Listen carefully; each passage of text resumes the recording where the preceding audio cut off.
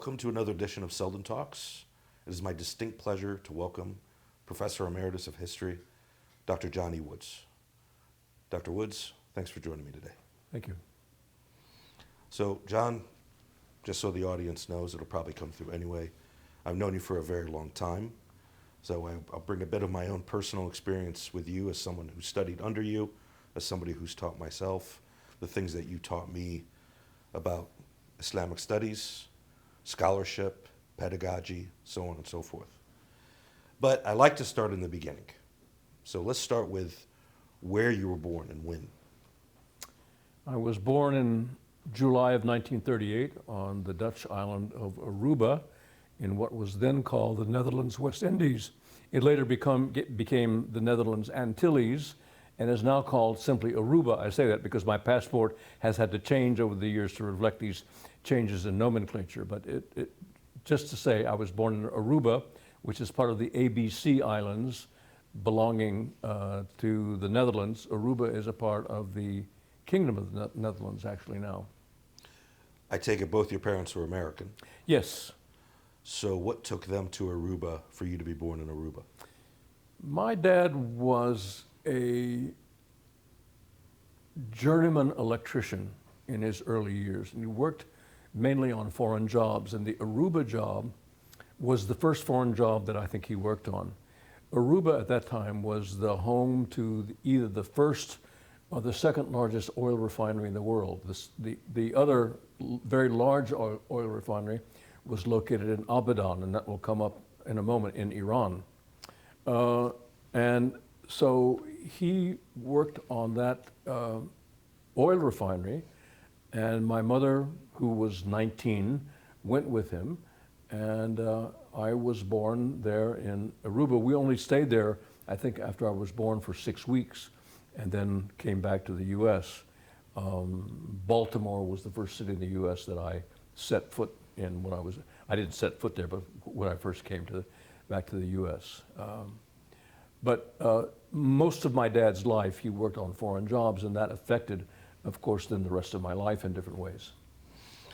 So first, where was your father from? Where did he grow up? My father was born in Winnipeg, Canada, and I cannot tell you exactly, although I've done a lot of research on this, I can't tell you exactly whether his father was Canadian or American or exactly what he was. I've done a lot of genealogical research on this, and I can't get anywhere. But suffice it to say that by the time I was born, he was an American citizen.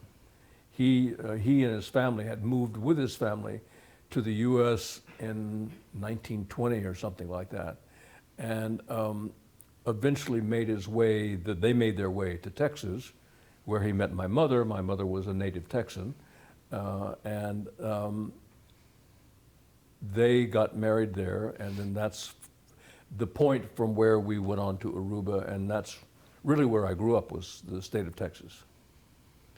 I do recall that you edited your grandfather's notes, his papers, into a monograph. That was my maternal grandfather. That's your maternal maternal great-grandfather, yes. Civil War diaries, essentially. Yes, the maternal grandfather, the maternal side I know pretty well. The paternal side I do not know. I do not have much information on it. I understand. And I've paid researchers, I've paid to try to find out more about him, but and I knew the man. I knew him personally, but got nowhere. When you were born in Aruba, did you have any other siblings? At that time, no. I eventually, when my parents settled in Texas, I had a sister who was 2.5 years younger than I am. In fact, we've just passed the 79th anniversary of her death. She was killed when she was 4 years old. So I didn't have any siblings for a while, from the time I was about 7 until I was 11.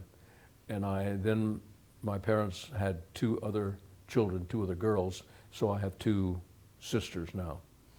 And at 11 years old, you're in Texas. Where in Texas, and what's your father doing? At that point in Texas, because my family, this is where it gets a little bit complicated. My father had taken another overseas job.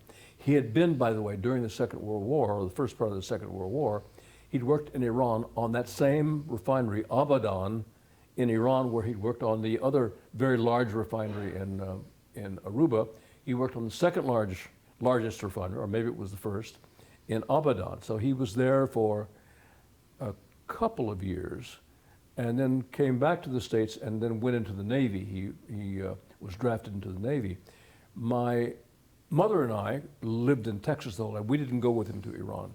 So we lived in Texas that whole time. And at a certain point, after his stay in Iran and after his service in the Navy, he got a job in Venezuela. The family moved to Venezuela. So when I was 9, I believe, we moved to Venezuela, and we lived there, or I lived in Venezuela for a year and a half until I was 11. And at 11, I was sent back to the U.S. where I enrolled in a military school, military boarding school. And I was in that school in Texas. I was in that school from the age of 11 to the age of 14. Okay. Now, again, because I know you so well, I know that you also spent a considerable part of your upbringing in the Middle East, in Baghdad, and Beirut. What were the events that led you to be in those places at such a young age? That's the next part of the story. When my father finished his contract, or finished his work in Venezuela, the family came back to the U.S. They bought a house in Houston, Texas, and that became our home. And from there, he was hired by the Iraqi government to work on a large oil refinery just outside Baghdad at Dawra. The whole family accompanied him to Baghdad, and I was probably 16 at that point. So I left just after my junior year in high school. We went to Iraq, and that was my first encounter with the Middle East. The issue came up of where I was going to school. I had one more year to finish in high school, where I was going to go to school. And they did some research, and they found that one of the best schools around was the American Community School in Beirut. So I was lucky enough to get into that school, and I set out from Baghdad for my last year of high school in Beirut. So you were by yourself in Beirut? Yes. Well, I was living in a boarding school, in a Understood. boarding school environment. So I was not with my parents, but I was living with other kids. They were mainly children of families whose parents worked in Saudi Arabia for the most part. There were a few of us from Iraq. There were, I think, eight of the students were from Iraq. Their parents were in Iraq, and I was one of those. So what year were you in Baghdad? What years were you in Baghdad? The years were 1955. We arrived there in 1955, and I left in 1956. So I was there about a year and a half. Okay. And sort of the upcoming revolutions and things that were happening in Iraq in the 1950s. I missed that. My parents were still there then, because I Yeah. left to come back and start college. My parents lived on in Iraq until the time of the revolution of the 1958 revolution, so they were still there. And then they returned to the U.S. at that point. They left to come back to the U.S. So you're in Beirut in 56. 55, 56. And then you finish high school. You don't go back to Iraq. Well, I did when I finished. I went back briefly, and at that point, my dad said to me, he looked at me one day, and I remember this very clearly because it's one of the few things that he and I ever did together. He looked at me and said, "Let's go to Iran. Let's leave the women at home, and let's go to Iran." He said, "I was in Abadan. I didn't have a chance to see any of Iran. Let's you and me go to Iran." So we flew to Tehran. We went to Tehran. We went to Isfahan. That was my first encounter with Iran. That was in 1956. And we had a wonderful time. It still stands out in my mind as one of the best times I ever had with my father. And it was my introduction to Iran. Although it didn't, I was still much more interested in Iraq and the Arab world and so on than I was in Iran, although I found it very, very fascinating. And then as I left to go to college, I asked my parents for permission to visit Cairo. So I visited Cairo in August of 1956, a month after the nationalization of the Suez Canal, about which I had been reading in Time magazine about the jeering mobs of anti-Western Egyptians doing it. I didn't see any of that. My experience was totally different. My experience was everybody was extremely kind and pleasant and nice, and I had a wonderful, wonderful time there. So that was kind of in this 1 year or year and a half that I was in the Middle East. I managed to visit Iraq, Lebanon, Syria, Jordan, Iran, and Egypt in a very short period of time. So let's expand on that. Let's expand on your experience as a young Western man. Well, it was my first encounter with an Islamic country, for example, a country where Islam was very prominent. And I was a person who, I think I was still searching also for some sort of, I don't want to overdo this, but some sort of spiritual direction. And I remember events in Baghdad, for example. I was a young kid. I'd be sitting at a place having a Pepsi Cola, and I'd start to pay for it, and the waiter wouldn't take the money, and he'd point to a man over there that the man over there had actually paid for it. Or I'd be riding on a bus, and I'd start to pay for my bus ticket, and the guy wouldn't take the money. He'd point to some man had paid for it. I never experienced anything like that, where a total stranger would buy you a Pepsi Cola or pay for your bus ticket. A kind of generosity, a kind of openness of spirit, I found to be amazing. And this will sound strange or sound funny, but this is the way it came to me in my mind at those days. I said, how is it that these people are all going to go to hell because they're not Christians? That was kind of the beginning of a whole series of questions that I began to ask myself. So up to that point, had you been raised Christian? In a sort of generic way. Yeah, very generically. I wouldn't say that my immediate family was not particularly religious. They were, what's the cliche, they were spiritual, not religious. Mm-hmm. My mother didn't go to church. I was sent to Sunday school every Sunday. My mother didn't go to church, but I was sent to Sunday school. I ended up joining the church to please my grandmother, but it was not anything that I really felt on any level. In this situation, I began to feel something different. And I don't know whether it was cultural or whether it was religious or just something strange or a combination of all those things. But that started me questioning things. And I would read the coverage of Middle Eastern affairs, as I said in Time magazine, and they would say things that I found to be absolutely outrageous in terms of what they were talking about. That wasn't my experience at all. So this is a very important time in your life. I mean, this is a time that it opens your eyes to... You're a teenager, you're Right. questioning all these kinds of things.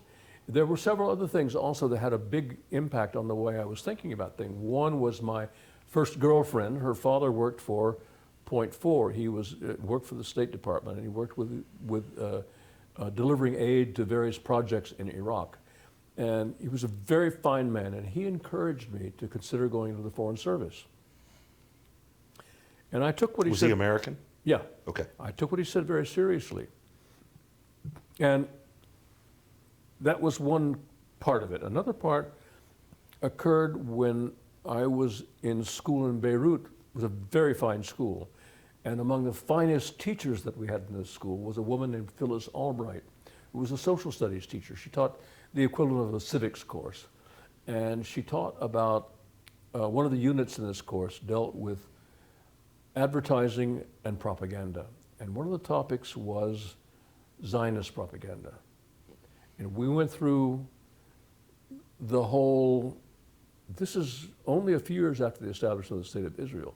We went through the whole issue of how political propaganda worked on a modern issue that all of us could see. You could still see in Lebanon in those days signs that said Haifa 25 miles. There was road signs were still up in those days. I just had never been exposed to anything like that. So all of these things together began to change the way I thought about the whole area. I began to read about Islam to develop an appreciation or an understanding of the basic principles of Islam. I don't say that I was thinking about converting or anything like that, but it was something that was just absolutely fascinating to me. The history of the area fascinated me in a way that the history of no other part of the world that I've ever been exposed to interested me. And so this idea about foreign service in the Middle East was strengthened by the fact that when I flew back from Cairo to New York on my return journey to start school, I sat next to a man named John Beale. John Beale had just written a biography of John Foster Dulles. I sat right next to him, and we talked almost the whole way from Cairo to New York. And I told him about my aspirations, and he encouraged me to pursue this idea of going into the Foreign Service, that I had a lot to offer. So when I started college, that was my idea. I was going to be a Foreign Service officer. And when you say Foreign Service officer, you take essentially a diplomat? A diplomat. Right, somebody who would now be with the State Department. That's correct. Right, which we don't use the term Foreign Service really anymore, but that's correct. Essentially be with the State Department. That's correct. What were your language skills like then? I mean, first I want to identify something that's a little bit different than for most people. You say, you know, I've never been exposed to things like this, but you're also being exposed to them at a very young age. I mean, you're raised in a multicultural way, really your entire life. It didn't impact me the same way. Yes. Unlike somebody who... The time in Venezuela where I learned Spanish pretty well, I was quite prepared to not to be sent away to military school, but to stay in a Venezuelan school and study in Spanish. But my father was afraid I wouldn't have the necessary credits to get into college, and he wanted me to have the right background to get into a U.S. college. So that's why they ended up sending me back to the States for school. So yeah, but it didn't impact me the same way. Maybe I was too young. Maybe that was a particular age. Maybe that 15, 16 was a particular time in life when these things influenced me more. I can't explain it exactly, but this had a huge impact on me. Well, just as someone who knows you, I've actually said this to people in conversation before in discussing our teachers. I said, John Woods, there's nothing Orientalist about John Woods. And by Orientalist, I don't mean in the benign sense of Oriental studies. I mean, that sort of, that purview, that way of looking at the Middle East, that I am the Western man, you know, who subscribes to universal values and reason, and there's these, you know, it could be patronizing and condescending. And I've somewhat theorized, with all due respect about you, that part of the reason is you actually grew up in the Middle East as a very young person, as opposed to somebody who had concrete ideas, visited it, and then this very concrete perception may have been changed. You didn't really have concrete perceptions at the time because you were so young. I did not. I knew almost nothing about it. I knew nothing about where I was going. I knew nothing about what to expect there. Yeah. I knew I had really no idea. I was extremely ignorant in that regard. So I was a blank slate, in other words. Right. When it came to this. Yeah. And I was written on in a way that influenced me than the rest of my life. So then you go from Baghdad, Beirut, you spend some time in Iran with your father, and you go to Cairo. And then from Cairo, you come back to the United States with the intention of joining the Foreign Service. Well, of studying in a program that would enable me to pass the Foreign Service exam. Okay. So I Where does ended up that going take to you? the University of Texas. My father sent me there because I didn't really have a specific idea about what I was going to do. So he thought, well, you go there, and if you figure out what's going on with you, you can transfer some other place. In those days, it cost $100 a year tuition to go to the University of Texas. It was a pretty fine school, actually. Absolutely. I didn't like it the first year, but I got into it from that point on.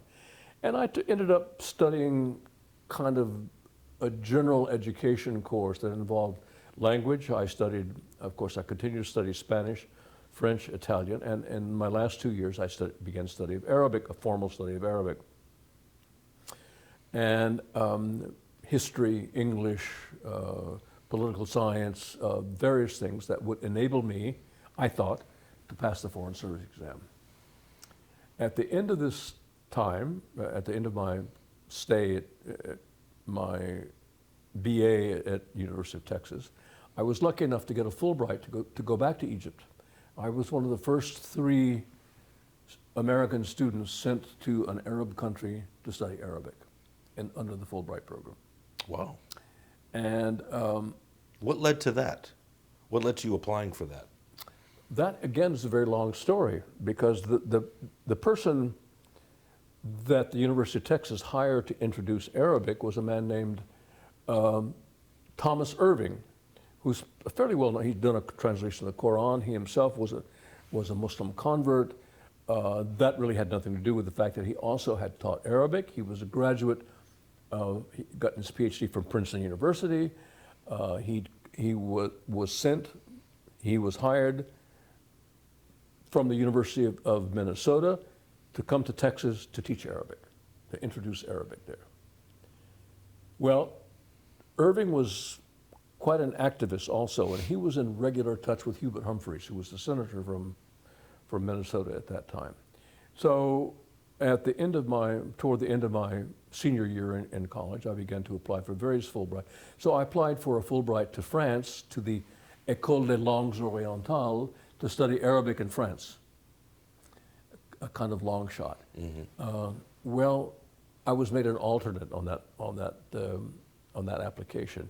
In the middle of the summer, I got a letter from Hubert Humphreys, personal letter from Hubert Humphreys, saying these fellowships to Egypt have just become available and you'd better apply for it. Wow. So I applied for it and I got it. And I'm sure that geography had something to do with it. I mean, the other 2 guys were both from the Boston area. One guy was from Harvard, the other guy from Tufts. And here I'm this kid from Texas. And I'm sure there was some geography may have influenced the decision-making process. So the 3 of us, as I say, were the first 3 students to study Arabic under the Fulbright program in an Arab country. And I was still committed to this idea of foreign service until I got to Cairo. In Cairo, because we were unique. What year is this now? This was in 1960. Okay. They didn't quite know what to do with this. The Fulbright office didn't know what to do with this. And so they kind of shoved us off on the embassy. So we were invited to every embassy function you could imagine, every party, every lecture, everything at the embassy. And I got to know a lot of the people in the embassy pretty well. And I found I couldn't stand them.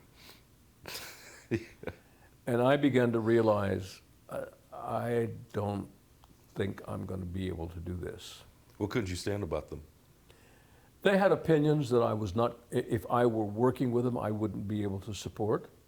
I remember one argument in particular about the United States Information Service, which at that point was housed on the grounds of the U.S. Embassy. In other words, if they wanted young Egyptians to absorb U.S. propaganda or whatever, they would have to make a political step by walking onto the grounds of the U.S. Embassy. And I remember having this argument with this person. This is not a wise thing to do. That library needs to be another place, not on the grounds of the embassy, because you're asking too much of the people who you want to use this. Oh, you want to put the American eagle under a chador. You want to... And I said, no, I'm just talking about practicality. And I would get in arguments like that with people. And I had some brushes with a person who claimed to be the political attaché, who was actually a CIA operative, that were very disheartening. So I began to get extremely nervous about this. I went ahead and took the exam, the written exam anyway, and passed it. And was invited to Washington to do the oral exam, which I also passed. And I was cleared, and I was offered a position in the State Department.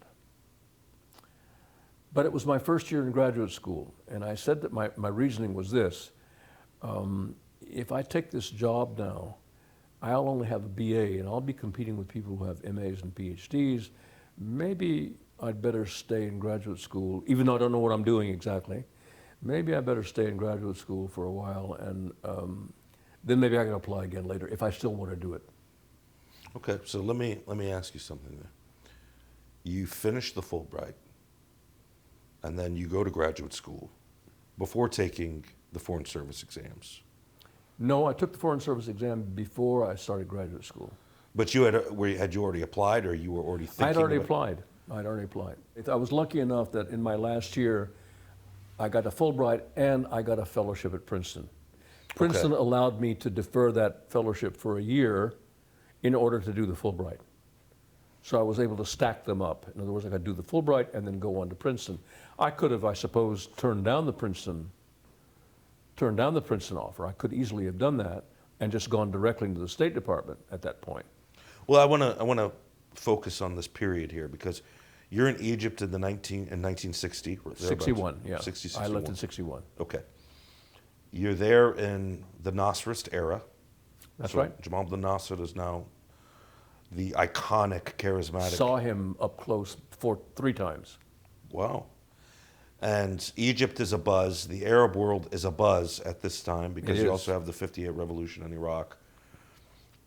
Similar things had happened in Syria in previous years. Yes.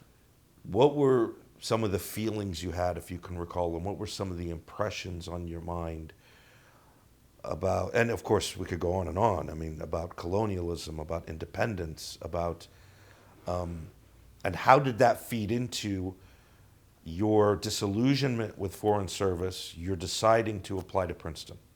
Well, it was, as you stated, it was a very exciting time to be there because of all these things that were happening. And there were a number of Arab governments in exile in Cairo at that time. One of them was the Algerian government. One of them was the Saudi government. One was the Yemeni government. And I knew all these people personally. I had entree. Well, I know how it was. It was mainly through a Yemeni friend of mine who had been a fellow student at the University of Texas, gave me entree to all of these things that were going on. It was extremely exciting to talk to people about all the things you just mentioned, the end of colonialism, the non-aligned movement, the struggle for freedom in different places in Algeria, in Yemen, and even in Saudi Arabia that were going on then. I remember a certain Sheikh Abdullah who had written a book called Hadihi al-Aghlal about the chains of Saudi, the Saudi government were putting on its people. This was fascinating to me, and I thought that if a person were in the State Department, these were the kinds of people you would be talking to and you would be being with, and that might lead you, I realized, into a situation where you'd have to compromise yourself. You'd have to push certain aspects of U.S. policy over the aspirations and dreams and hopes of some of these people who were your friends. And I didn't think I would be able to do that. I didn't think I'd also, and this has to do with conformity and nonconformity, I didn't think I'd be able to wear a certain kind of clothes or live in a certain place or have certain kinds of friends, much less have certain kinds of opinions. That wasn't me, particularly as it turned out, or as it worked out in my relations with the people in the embassy that I met. These discussions we would have, these unpleasant discussions that we would have. There were people, I won't say it was always unpleasant, because there were people there who encouraged me, people in the cultural side, the cultural side of things were not quite the same as the politics and economics people and those sorts. They were a little bit more flexible and more interesting, and I could see that, but overall the atmosphere was one that I didn't care for. But I persevered with this idea that I was going to do it, and it was in Cairo, as I mentioned, that I took the exam, the written exam, and when I got back to allegedly start graduate school, I took the oral exam. I was cleared when I was getting ready to start graduate school, but then it was in graduate school, after I'd already registered at Princeton, that the job offer actually came through. And you had to activate it within 6 months, or you'd have to start all over again. Now, at the same time, the CIA approached me. And that was, in a way, more interesting. They were much more flexible at that time than the State Department was. Meaning in terms of you have a 6-month period or a 3-month Yes, window. and in terms of the way they were dealing with me, and in terms of the way that when I voiced some of my concerns that I just have told you about, they assured me that that wouldn't be the case, that I would have much more personal autonomy, and I don't know whether they were lying to me or not, but anyway, it was just, but my calculation was the same in that if I do this, I still will only have a BA, and I'll be competing with people. I was concerned about these credentials. I'll be competing with people who have higher degrees, so I'd better stay in graduate school. In graduate school, and this was a problem because I had no clue why I was in graduate school. I knew I wanted to study Arabic. I knew I wanted to study the Middle East. I knew probably I was a historian at that point, but as for having a focus or having any kind of distinct idea of what I was doing, I didn't really know. So what department in Princeton did you apply to? I applied to the history department, the Department of History, and to what was called Oriental Studies. I was in both departments because what I ended up focusing on was I was going to parlay my background in Spanish and my background in Arabic into Hispano-Arabic studies. I was going to focus on Andalus. Right. Well, everybody in Oriental Studies was very encouraging, but nobody would work with me. Nobody knew anything about it. There was nobody that I could talk to. There was a very important Spanish scholar who was resident in Princeton at that time. His name was Americo Castro, and I literally used to go to his house and sit at his feet and study with him. But that was not the same as being part of a cohort and a group of people who were studying these things. So I kind of floundered around, and at a certain point, and this is how it occurred to me, I said, you know, I'm really much more interested in Harun al-Rashid than I am in Charlemagne. May sound silly, but that's the way it was. Well, not to me, So of course, but yeah. why am I in this program in the Department of History, which really didn't focus on Middle Eastern things or Islamic history at all? About that time, I met Martin Dickson, who became my friend and mentor, and he said, well, then maybe you should just become an Oriental Studies major. He said, if you do that, you're going to have to do a second Middle Eastern language. You'll have to do Persian or Turkish. And I said, well, what do you think I should do? He said, I think you should study Persian. He said, I don't really have any students. He said, you could come over to my house and we could work on this. You come over twice a week, and we could work on this individually, and I could get you up to speed pretty quickly, given the fact that you know Arabic. So I said, okay. And that was the beginning of the most important relationship that I made at Princeton. And from that point on, I began to know exactly what I wanted to do. So around what time is this? This was in my first year at Princeton, so this was me 61, 62. Okay. And again, you're going in there not really knowing what you're going to do. You know you had a general passion for the Middle East. Were there certain academic debates around Middle Eastern studies or Oriental studies? We know there's soon to come within about a 20-year period.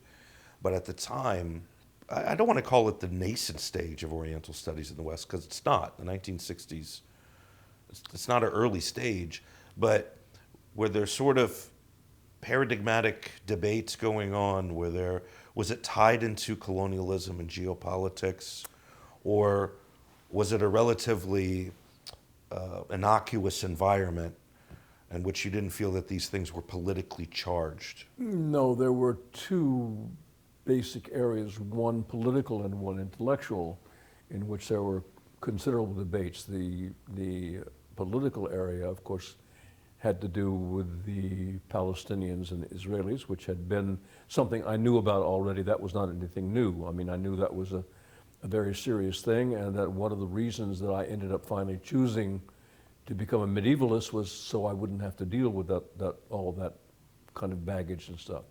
The other debate was an intellectual debate that had to do with area studies versus discipline.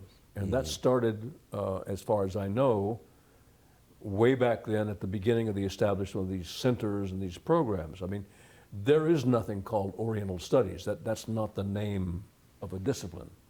There is nothing called Middle Eastern Studies. That's not the name of anything. You are a historian, or you're a political scientist, or you're an economist, or you have some discipline in which you work, and you happen to have an area of interest.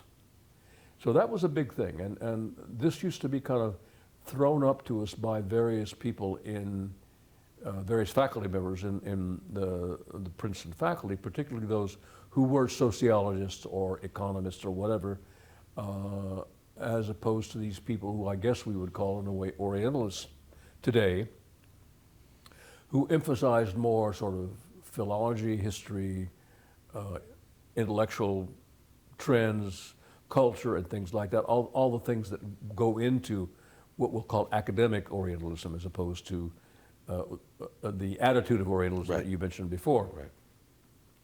So that was a big debate when I was a graduate student. I can remember very distinctly a seminar once in which a sociologist said to my mentor, he said, "You tell us what these texts say and we'll tell you what they mean." As if we weren't perfectly able to interpret and understand the texts themselves. You can only read them, you can't interpret them or understand them. Right. And I just found that so ludicrous that, and I began to move away from that particular notion, that binary opposition almost immediately. But those were the two things that were very important when I was a grad student. So I think it's safe for me to assume, and please correct me if I'm wrong, that you feel area studies are necessary, or at least historically have been necessary. And if so, if I'm not incorrect in that, why? Area studies, as they've developed here, are basically a Cold War artifact. They grew up in the wake of the launching of Sputnik in 1958. And there was a feeling, as you know, at that time, that eventually resulted in the passage of the National Defense Education Act, which emphasized the teaching of Russian, Hindi, Portuguese, Arabic, and Mandarin Chinese. And around the teaching of those languages, these centers grew up. And the idea around is that, yes, you taught the languages, but then also courses in universities that dealt with the history, culture, anthropology, economics of those areas were also grouped around these centers that were receiving government funding. So those were very much the creation of something from the past. And whether or not that's the way we want to organize ourselves now, or whether it's even necessary to do that now, is another question. I mean, I have my doubts, but at that time it resulted in the enormous growth of Middle Eastern and Islamic studies. Maybe for the wrong reasons in some ways, but I used to like to say to people, maybe I said it to you even, that at a certain point when I was a grad student, the number of books you would have to master would not be any bigger than that wall there. Now, of course, it's in the thousands and thousands of things. Not all of it's very good, but it's... But you have to know it. And so I suppose the impetus of my question was this. Oftentimes, if I speak to somebody who say they're a historian, right, and they say, well, I majored in history. We don't even have to talk about a PhD. We just talk about, somebody say, oh, I majored in history at Ohio State. And then if I started to ask them things about Chinese history, about Middle Eastern history, they'd have no clue. Right. So oftentimes history denotes Western history. If you look at the context, if you look at the content, really oftentimes the word history is used, but it really means a highly specified region of the world. And area studies compensates for the lack of depth in many history departments of larger regional history. So I suppose that was the... But people don't normally say that I'm an area studies major. Right. I'm an area studies. Or I'm a professor of area studies. They don't say that. You have to be a professor of a discipline. And yes, you're quite right. When I tell somebody I'm a emeritus professor of history, they say, oh, I love history. Mm-hmm. Well, what is it you love about history, and any particular history, any Yeah. history of any particular time or place or region, and of course they say, well, I like American history. Well, I like American history too, but I'm not a specialist in American history. Yeah. So then normally I go into my routine about what history actually is in terms of epistemology. That history is actually an epistemological approach to the way we know things. And they don't expect that a lot of times. They don't expect to hear that. And I say then you apply that template to different areas and times and people and places and so on. So let's keep that in mind. I look forward to getting to that when we talk about your teaching and your scholarship. You're at Princeton. You meet Martin Dickson, who's an immense influence on you. He begins to take you into the world of Persian history, through the Persian language primarily first. What unfolds there for you, to me, or somebody who primarily does Persia, Central Asia, although you're completely fluent in Arabic studies, meaning if I want to have a conversation with you about Sayyid Qutb, or you can, right? But you are an expert, a world-renowned expert in more Central Asian studies than primarily Middle Eastern studies. How does that journey unfold between you and Professor Dickson? Well, we go from language, first of all. You're quite right. It began with a study of the language, but then Dickson also, in addition to teaching language, offered a seminar on the Safavid period, which was his particular area of expertise. And this seminar was wonderful. It would start at 7 in the evening. It was supposed to finish at 10. It never finished before 1 in the morning. Wow. And these seminars were marvels of erudition and engagement and involvement of him, and for the most part, the students who were taking it also. And it opened an entirely new world, because it wouldn't be just focused on the Safavids. If it would take up an issue of, let's say, Shiism, you'd have to know the history of Shiism. It would start from the beginning and it would go all the way through, and we'd go up to Safavid Shiism. And at the end of the time, at the end of these seminars, of course, I remember we would used to, this was just part of his teaching method, we would say, well, what's the right answer? And he would say, well, you've got to figure that out yourself. And we'd get mad at him because he'd leave us hanging like that. But he made us think. And I'd never been exposed to anything quite like that in my life. What texts were you studying? Every text you could imagine. He would prepare for each student a reading list that was geared to the linguistic abilities and interests of that student. I remember once he gave me a book in Romanian. He wanted me to report. I said, I don't know Romanian. He said, well, you know Spanish and French and Italian. Yeah, you can do this. Well, yeah, after a fashion. I figured out what it was about, but Yeah. I don't think I did such a great job. But anyway, yeah, that's the way it was. I mean, he would push you in different ways to expand whatever it was you were doing in your area. And many of my classmates, the classmates who really got into what he was doing, would also do a good job, and you could depend on what they said. So you learned something from them because they really made an effort. Because he brought that out in people. Outside of class, we were also very good friends. We did things together.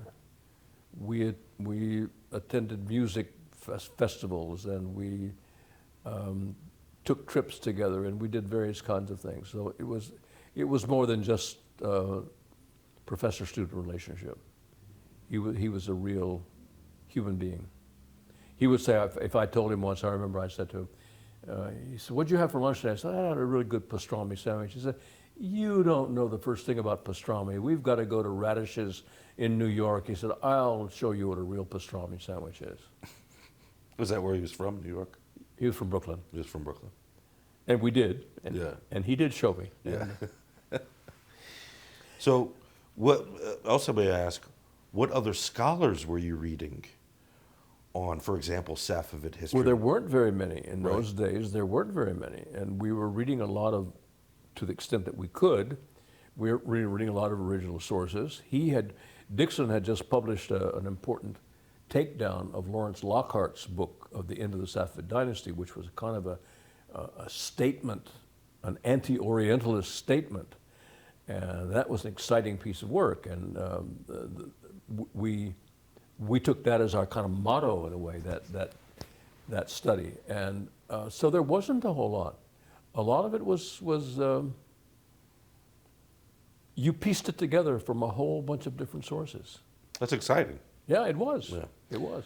Now, of course, it's easy that there are tons and tons Right. of things, but Right. then there wasn't. In fact, the secondary sources or the scholarship overwhelms the primary sources now. Yeah. You're spending far more time arguing with scholarship than you are looking at the primary sources. Last question on scholars of the time. Was Marshall Hodgson on your radar when you were at Princeton? Marshall Hodgson and Martin Dickson were good friends. They knew I each didn't know other that. from the American Oriental Society, and Dickson had polycopies, photocopies of the Venture of Islam, or one of the early copies of the Venture of Islam. So we were familiar with it, and Martin brought Marshall Hodgson to Princeton to give a talk once when I was there. I must admit I understood almost nothing of what he said, and afterward at dinner, Hodgson asked me what I was interested in, and he asked me what I knew about India, and I said, not very much. He said, well, if you don't know anything about India, you don't know anything about Islam. That's what I remember. That's how he put me down. And he was right in a way. Yeah. Because that's how he had approached Islamic history, was through India. And so he was very much on my radar, and when I came here, I was already deeply immersed in Hodgsonianism, and I became involved in the publication of the Venture of Islam. That was done by Reuben Smith, and it came out in 1974. That was 4 years after I arrived here. I did the maps, or I helped draft the maps for the final version. And I also participated in a large conference, which is the only time Dickson ever came to Chicago when I was here. He came to Chicago for that Hodgson, for the conference on the occasion of the publication of the Venture of Islam. So yes, they were very close. So back to your own scholarship. You wrote your dissertation on the Aqquyunlu. Mm-hmm. Being a scholar of Persian studies, for lack of a better way of putting it, what brought you back into Iraq and these Turkish tribes that were warring with one another in terms of the Aqquyunlu, Aqquyunlu, and why did you write your dissertation on that? The original idea for my dissertation was going to be a survey of Safavid-Mamluk relations. I thought this is a perfect thing because the Safavids only overlapped with the Mamluks for about 16 years. This will be a perfect thing. It'd be limited and, Diplomacy. Exactly. Yeah, right up your alley. This is a great topic, and I started to do research on this, and I began to put stuff together, and I wrote a proposal, and I applied for various kinds of grants. Didn't get them. We'll come back to that in a minute. But I began to realize after a certain point, I didn't have any sources for it. I mean, yeah, there was some information in the chronicles, in the Arabic chronicles and the Persian chronicles, yeah. But that wasn't going to be enough to write a 300-page dissertation. So I persisted with it. So when I said, well, okay, I'm going to have to write the background to the relations between the Mamluks and the Safavids anyway. Well, the background will be the Aqquyunlu. I see. So I wrote the chapter, or began writing the section on the Aqquyunlu. In doing that, I realized, my God, nobody's really written anything about this. And this is pretty important. This is not Persian history, this is Middle Eastern history. I mean, they're Western Asian history. These people are in Anatolia, they're in Syria, they're in Iraq, they're in Iran, they're up to the frontiers of Afghanistan. This is this is a big deal. And as I later learned, they were the first group of Islamic powers that ever sought military aid from a European nation, from Venice. I thought, this is really something. And no one has done it. So this thing expanded, this introduction to something that I didn't have enough information for, expanded to become the whole thing. And that has led me then in all sorts of other directions since then. But I don't think you could still write the thesis that I wanted to write about the Mamluks and the Safavids. I don't think there's enough material for it. Nice articles, and several articles have been written by some of my own students who I encouraged to do that. So they've written some articles, but I don't think there's a book or a dissertation in that. What sources were you using for the Aqquyunlu? Well, fortunately, the Aqquyunlu had two sources of their own. They produced two of their own histories in Persian. So mainly it was Aqquyunlu sources, Mamluk sources, archival sources, and then a whole variety of other things. There are many, many sources available. Armenian, Syriac, Timurid, you name it. They're more than you can almost, Italian, more than you can manage almost. Wow. So your dissertation brings you to the University of Chicago? I had not finished my dissertation when I came to the University of Chicago. I was hired with no U.S. PhD. I had done a dissertation at Tehran University. We haven't talked about my time in Iran yet. I had done a dissertation at Tehran University, which was an edition of an Aqquyunlu text. So what took you to Tehran, and when was that? When I had applied for grants to do doctoral research and didn't get them, I was offered a fellowship by the Shah of Iran. I mean, he didn't offer it to me personally, but it was funded by him. Yeah. Because I had had a very famous Iranian professor for a year at Princeton by the name of Mohammad Mu'in. Mohammad Mu'in was very influential, and he said, I can get you this fellowship, this doctoral program at Tehran University if you're interested. So I said, I'm interested.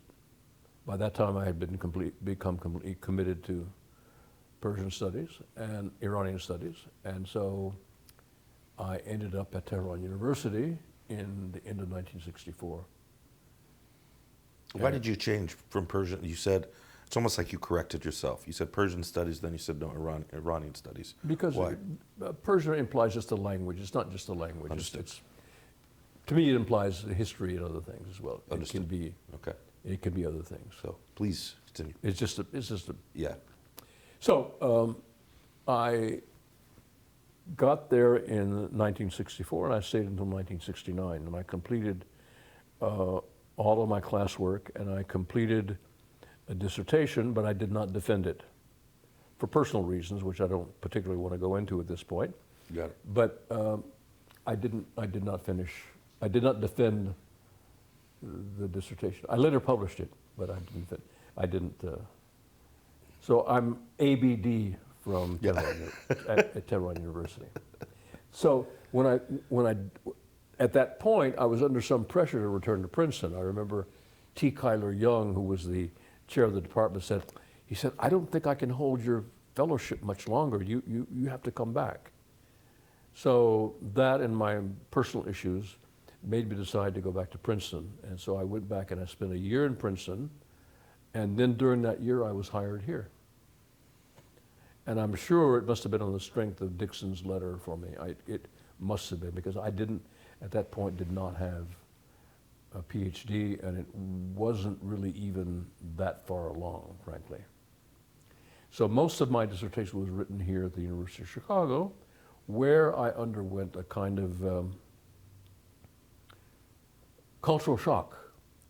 I say that because my experience at Princeton was very compartmentalized, and there was this department and that department and that department. And nobody really talked to anybody else. Here, it was completely the opposite. This was wide open. This place was wide open, and I knew people in anthropology and English department and sociology and economics. I knew people, all sorts of people, and I was a junior faculty member. Whereas Dickson, still back at Princeton, didn't really know anybody outside his department. Right. So it was completely different. And when I did finally finish it, Dickson said to me, he said, "This isn't a Princeton dissertation, this is a Chicago dissertation or a Harvard dissertation." I said, "Is that bad?" He said, no, it's not at all. Meaning it's interdisciplinary. Yeah. Yeah. Chicago is well known for being an interdisciplinary place. And that was the effect it had on me. Yeah. And so that involved a lot of retooling. So, for example, chapter 1 became appendix A in my original. So the whole thing was completely changed. And of course, we were working at a time when there were no computers. Think about how do you do a footnote on a typewriter? Right. It's pretty hard.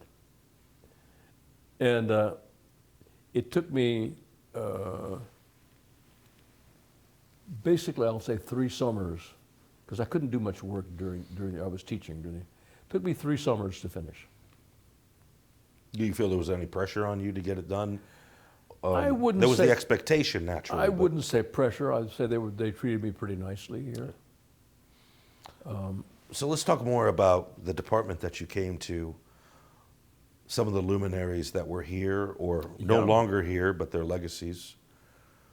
Oh yeah, when I came here, there were marvelous people here. I mean, among the most outstanding, the person who really took me under his wing in a way, was William McNeill.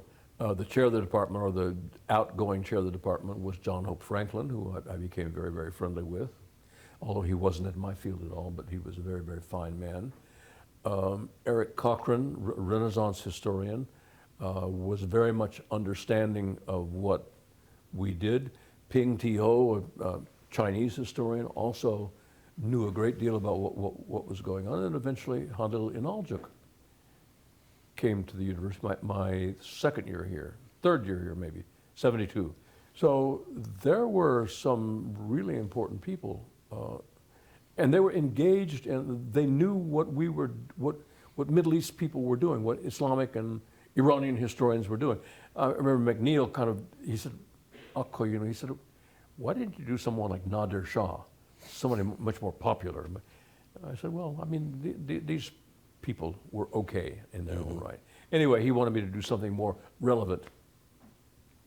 But nonetheless, there were, and then Alexandra Benningsen came in the Department of History. That was also very important in my own development. But he was the one who encouraged me then to become more interested in Central Asian studies, and the one who ended up being responsible for me going to Uzbekistan.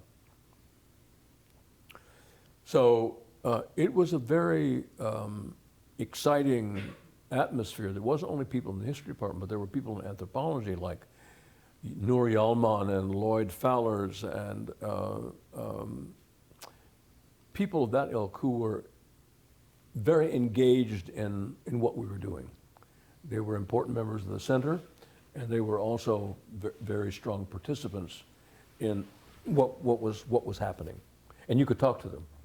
I remember one of the things that Fowlers did for me in anthropology was he gave me a set of plastic relief maps for all of Anatolia and parts of Iran.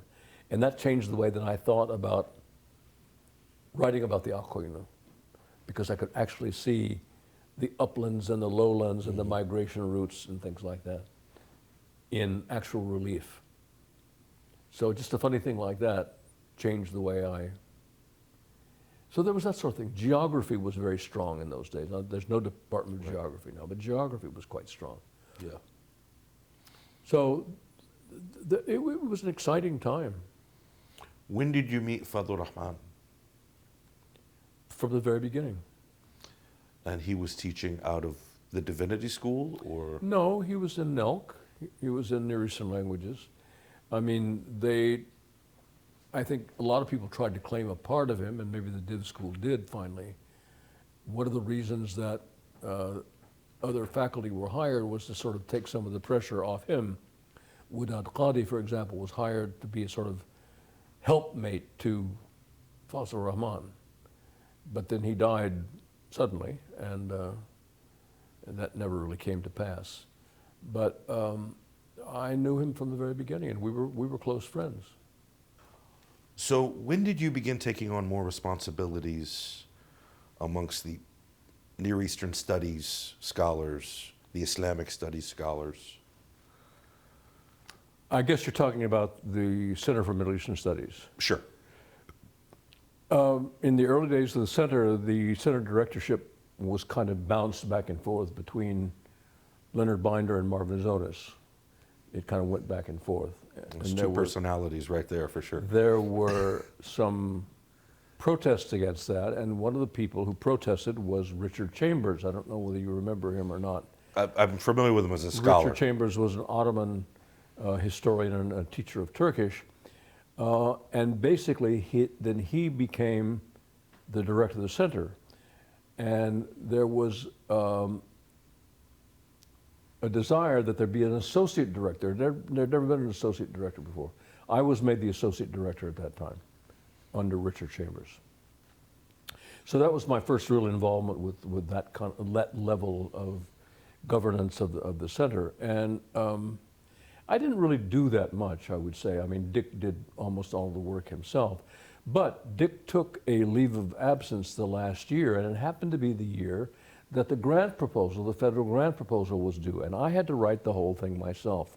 In those days, a federal grant proposal for the centers were 90 pages long. So they were substantial documents, and there were no computers, or we were just at the birth of the computer age. We had just gotten a computer, as a matter of fact. But I ended up writing most of it on yellow legal pads, and we had a secretary who then typed it into a computer.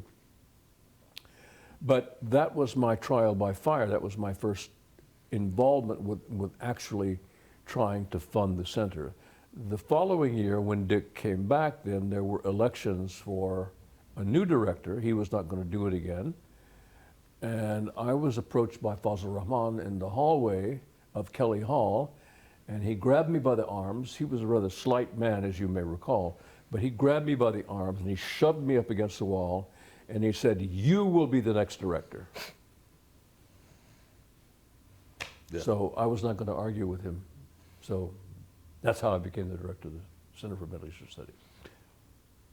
You wrote the preface to Fadl Rahman, one of the later editions of Fadl Rahman's book, Islam. Yes. I found that book to be profound. I think it's one of the great philosophical texts from a contemporary Muslim. I think Fadl Rahman, I wouldn't recall whether he was slight or not. I think he passed in 1989 or something thereabouts. When he died? Yeah. 88. 88. I didn't get here till 2003. Summer of 88. Yeah. I remember very well. But nonetheless, he's left an indelible impression upon me as a thinker. And you know, as he talks about the Quran and Islam, the book Islam, its relationship to Muhammad and Muhammad's personality, he puts it in time and place. While not denying the transcendence of the Quran, not to get too theological here, but this puts him squarely within a tradition, within the Islamic tradition. That's what got him in trouble. There you go. That's what I'm getting. That's what I'm getting to with here. Various people. You know, various people who can't think that way. Right. So like, there's almost a neo-Mutazilite. There's almost a neo-Mutazilite theology there, one that I'm quite frankly sympathetic to, and this is one of the things that jumps out at me from Fadl Rahman. Would you mind telling me more about some of the controversies that surrounded him, why you've always been a defender of his and a friend, well, even I don't posthumously? know that I've always been a defender of his. I've been always so impressed at the vastness of his erudition. For example, here's a man who would give a lecture on Plato and on Ibn Arabi with no notes. He could just get up and stand up and give a lecture. He was that steeped in both traditions and the bridges between them. that I don't know of anybody else who was quite like that. And what you say in terms of his approach to understanding the Quran, I mean, I always found that in my own understanding of the Quran, it always accorded very much with the way I thought of things, is yes, it is transcendent, the Quran is transcendent and it is eternal and all that. But it is very much, and I base this now on my multiple readings of the text, it is very much bound up with history. And Fazlur Rahman understood that. He understood about history. He wrote a very interesting book called Islamic Methodology in History. I don't know whether you know that book, basically on hadith, in which this is even argued more clearly. And I always found this extremely appealing. And he was a person who Islam was a part of his essence. It was not something he did. Mm-hmm. It was not some practice or thing he did for show. It was a part of what he was and who he was internally. Right. And I was always able to see that and appreciate it. So you speak of Fazlur Rahman as an incredibly well-rounded thinker, That's not even the word I would use. Is he just was steeped in these other traditions in a way that I just couldn't imagine. I mean, if I wanted to know about Plato, I wanted to be sure. I'd have to get out a book and read and make sure I was right. It wasn't that way with him. He just knew it cold. Yeah. Well, to talk about your own scholarship and your own approach, when you started teaching more Middle Eastern studies, one of the courses that you would teach is the Sources course. And the Sources course is essentially a methodology course. It would expose us to different ways, different methods, really taught us how to be scholars. And I recall that course, taking it myself. It left a huge impression upon me to this day. And one of the things I identified in you, coming from a philosophy background myself, my BA was in philosophy, was that I felt you could have those conversations. And it just, not everybody in the department struck me as that well-rounded. So for example, you had us read Thomas Kuhn and the History of Scientific Revolutions. Yes. I recall that's the name of the text, which is about sort of punctuated equilibrium in terms of paradigmatic shifts in the history of science. Why did you have us read that text, and how do you think it applied to Middle Eastern studies? Because it suggests that all intellectual activity has a history. All types of intellectual activity has a history, and we need to know what the history of our intellectual pursuit is in order to be able to follow it. So more about the history of history, or the historiography of history. The history of the way we think, the history of epistemology is what I'm interested in, basically, because it's my belief that is the fundamental characteristic of history itself. It is a form of epistemology, how we know things. So how do we know things? And are there systems of knowledge that don't have a history? And I think there aren't any. Interesting. And so we take something like science, which is considered to be kind of monolithic in some circles anyway, and we discover no, in fact, that's not the case. Ideas about science have changed tremendously over time, and approaches to the study of science and the worldview that science is based on has changed over time, and I want people to understand that. How has history changed over time? And let me be clear, historiography. So this was another distinction you would make very clear. Well, there's historiography, which is the study of history, and we try to approximate history, well, I which mean, is the what first happened. thing that we need to distinguish, and what I tried to do in that course, was to distinguish between history as written and history as past actuality. And as you know, we can actually never know history as past actuality. The only thing we can know are the traces that history has left behind, basically. So the question is, in the study of history as it's studied academically, is how we handle those traces. How do we interpret and weigh and present our view of those traces? So that leads into all sorts of things. It's influenced a lot by postmodernism these days, where the narrative is everything. Everything is reduced to a narrative. Everything is a story, and we emphasize the narrative. There are people who believe that you could actually reconstruct history as it actually was. How they would know that, I have no idea. But there are people who believe that. Are there people who think that you can do comparisons because this happened in a certain place and this is similar, it must be like that here? So there are three essential approaches to modern history that are all kind of up for grabs these days. But many other people, me included, are still sort of hung up on traces, sources, and asking the question, how we know something, and how do we find out things? How do we find them out? So that's why I say it's a branch of philosophy, and it's a branch of epistemology as far as I'm concerned. And that's what that course was structured around. In 1979, Saud publishes Orientalism.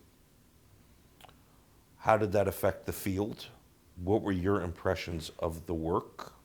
What were your feelings about Bernard Lewis, who was a Princeton man who he significantly attacks in that book, probably the major figure that he attacks? And what were the conversations that came out of the publication of that text, which you had us read at sources as well? Orientalism had very little effect on me because I already knew all those things he was talking about. I mentioned Dickson's essay earlier, his review of Lawrence Lockhart's Fall of the Safavid Dynasty. Almost everything that Saud said was anticipated by Martin Dickson in that essay. And there were many other people who before that had already dealt with the same thing. So what Saud did, the great achievement of Saud as far as I'm concerned, is he mainstreamed these issues. Saud was a public intellectual, and he mainstreamed these ideas and made everybody in all sorts of fields pay attention to them. That was his big contribution as far as I'm concerned. As far as it being anything new, I didn't see anything new in it. And I was aware of Bernard Lewis both as an Orientalist who, in a bad sense, but also Bernard Lewis is also quite a good scholar as well. Right. So at one point, here we with a bunch of graduate students, we put together a prospectus or an overview of the work of Bernard Lewis, asking these questions: is he an Orientalist? Is he a scholar? What is his weight as a scholar?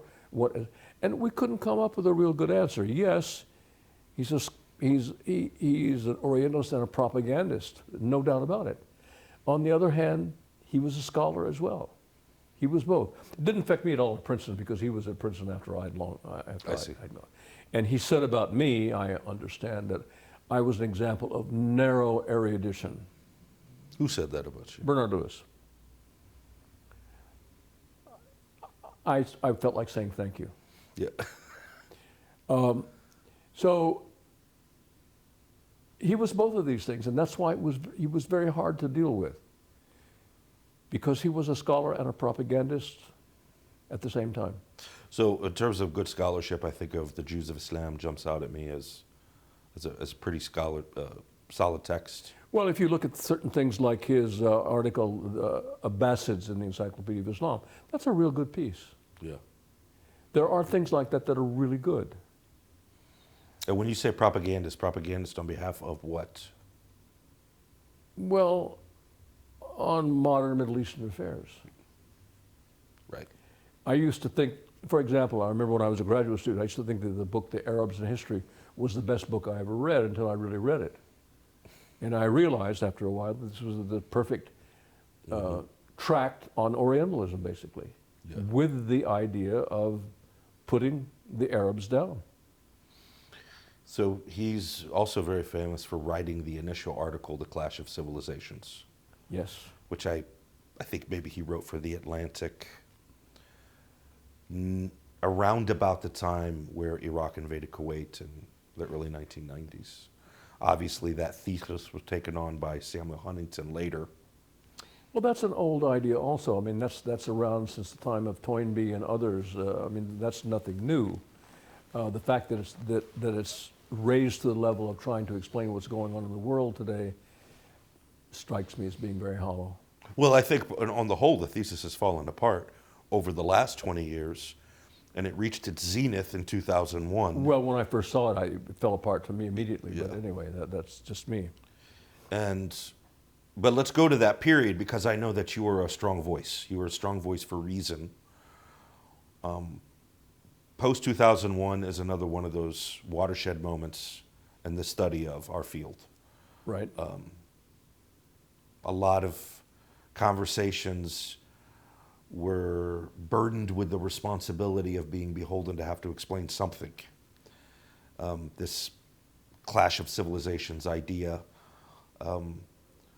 I know I got fundamentally tired of having to answer questions about terrorism right and left over and over again. This is not what I signed up for. This is a rich tradition that we're talking about with philosophy, art, culture, literature. And around that time, it's also around the time where you wrote the foreword to the latest edition to Islam. What was the atmosphere like, and what did you consider to be the priorities, even if they're new, to the scholar of the area? Well, let's don't only say 2001, although that was a horrific occurrence, and it had a tremendous impact on all sectors of U.S. society and thinking about such things. Let's go back to 1973. Mm-hmm. Let's talk about the Arab oil boycott. Right. That caused tremendous concern in this country about not only, in this case, not so much physical terrorism, but economic terrorism. So that's one thing. And of course, 2001 had other precedents. We had 1993, when there was an attempt to blow up the buildings in New York. Yeah, that was another time. The initial World Trade Center attacks. Yeah. Exactly, the initial one. And so this was a kind of simmering thing that had been going on for a long time. And of course, my attitude, and we talked about this maybe earlier, my attitude has always been, what is the context for all of these things? And by saying this, I don't mean to say that if you know the context for things, you can excuse any kind of horrible behavior, because that's not true. But at least we can understand that something just doesn't happen out of the blue. There's some reason for it. There's some way to explain it. So it's our job, in a way, or was our job, to try to explain these things. Now, you may know that also as a part of my what I tried to do when I was director of the center was I conducted workshops all over the United States for high school and college teachers who were trying to introduce material on the Middle East and the Islamic world into the curriculum in their classrooms. And we prepared a slide set, which, due to receiving some kind of support from various people, we were able to give away to each of the teachers who attended these sessions. These were usually one-day workshops. They would consist of, I would give a couple of lectures in the morning on sort of contexts, religion, culture, things of that sort. There would be things in the afternoon on contemporary life, with a model lesson taught in the afternoon, an actual way to apply these things in the afternoon. We worked with 6,000 teachers in 30 states. And we were recognized as one of the outstanding outreach programs by the Middle East Outreach Council. So you were essentially dealing with Islamophobia. One of the words that we would use is sort of anti-Muslim animus. That's right. And I gave a lecture on Islamophobia. I gave it to many people. I gave it to people at the Tribune. One of my big adversaries there was a guy named Jeff McNelly, who was one of the big perpetuators of stereotypes, anti-Muslim stereotypes. I gave a lecture to the entire editorial board of the Chicago Tribune, showing the way that Arabs and Muslims and Middle Easterners and Middle Eastern questions were portrayed in popular culture and the media in this country. So I worked very, very hard at trying to do this. Now, it gets to a point where you really can't explain the fact that people decide to crash planes into buildings, or that people decide to invade somebody else's territory and kill a bunch of people. It's very hard to explain that. but it's not so hard to determine what the context for those things are. Why would people do that? We had an experience here once in the case of the Iraq War, when there was a U.S. Army Civil Affairs Brigade came to the University of Chicago and asked us to give them some lectures about the Middle East and about Iraq and about so on. After the first one or the second one? The first one. Okay. So, I was asked to give something on history. I went to them, I said, I'm going to give you a lecture on history, but I'm not going to tell you the history. I'm going to tell you the history of the way people there see it. So when you talk to Iraqis, you know where they're coming from. People didn't like it at all. They didn't want to hear that. They didn't want to hear that particular aspect of things. What do you think that is in human nature, that even though, on a theoretical level, if you were asked somebody, do you think that there's two points of view? Because you've been conditioned in this particular society to think about things a certain way. You think We're never wrong, for example. We're always right. But do you think the us-them is universal, or you think it's I peculiar? do. I certainly do. Yeah. So is that a source of pessimism on your part, or is there optimism that this is No, it's something a that could be statement overcome? of realism. And it's always going to be that way. In fact, it may be even necessary to the human psyche that there be a them in order for there to be an us. Right. I've done some research into this also. This may be the case. I've written an article about this. Maybe you've read that as well. I don't know. But, No, I haven't. Well, I will be happy to give it to you. Oh, please do. Absolutely. But it may be something that is unavoidable. So again, I keep getting back, and I keep saying this over and over again, not to provide the context for these events makes it even more difficult to come to any kind of judgment about what's happening. And then for you to be in a position to have to justify a contactless event becomes tremendously difficult. So You have to provide the context and then explain it. Right. You can't do all that. Right. So I have a world-renowned Central Asian scholar who's at the front lines of combating stereotypes, generalized thinking, uncritical thinking, where you had colleagues who were more Middle Eastern, right? You would think that potentially the responsibility would be upon their shoulders, but not many of them stepped up. What is it about your philosophy or the responsibilities that you subscribe to that made you feel compelled to disabuse people of their false notions of I mean, Central Asian, you're a Timurid scholar, which I'd love to get to here in a moment. You could have sort of just said, hey man, this stuff's got nothing to do with me. You know, this is for the Arabist, the contemporary Arabist should be dealing with this, not a medievalist who does Timurid and Safavid history. I guess to put it simply, I mean, what I do with, let's say, the Timurids, that's for fun. Yeah, I got you. These other questions are far more serious, and I suppose if I really honored what I believe, I would be much more active than I am, rather than writing books about the Timurids. I'd be writing other things, but it's the stress is too much, and I realized that a long time ago also, that I just was not going to be up to it. And as I said to you maybe earlier, that's one of the reasons why I chose the field I did, so I wouldn't have to confront this every day of my life. And I think now with what's happening in Palestine, that I am so glad that I don't have an official position where I have to pontificate about what's going on, other than to my friends or people that I talk to. People that you trust. That I don't have to do it officially in some way. That Yeah. I don't become a mouthpiece for something else. But I certainly have, I've thought many times about writing about my own involvement with this question and how I got to the point where I am now and what I think now. But I don't have time for it at this point. I'd rather do things that are fun for me, which are the Timurids. Understood. If you understand what I'm saying. I do understand what you're saying. And so to that. I mean, there are people who have taken it on directly, and I say more power to them. That's wonderful. Yeah. I mean, my friend, one of the people who went with me to Cairo on that early Fulbright thing is Charles Smith at Arizona. He wrote a very nice book on the Arab-Israeli conflict. He took it on head on. I never did. I'm much more at home with Mamluks and Timurids and things like that than I am these other kinds of questions. So Academically, sure. And I make a difference between being an academic and being an advocate.